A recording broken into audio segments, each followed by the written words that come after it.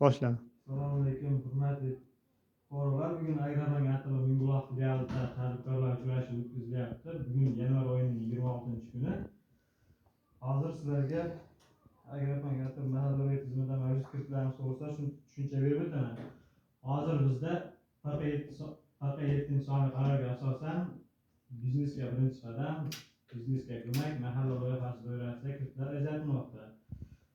Biznesga ko'mak krediti 17 million so'mgacha 4 yil muddatga foiz stavkasi 25%dan, ayol kishiga 2% imtiyozi bor, 23%dan ajratiladi. Mahalla loyihasi 50 million so'mgacha 5 yil muddatga 2 yil imtiyoz davri bilan ajratiladi. Foiz stavkasi 25%, ayollarga 23%. Ta'minoti 3 shaxsga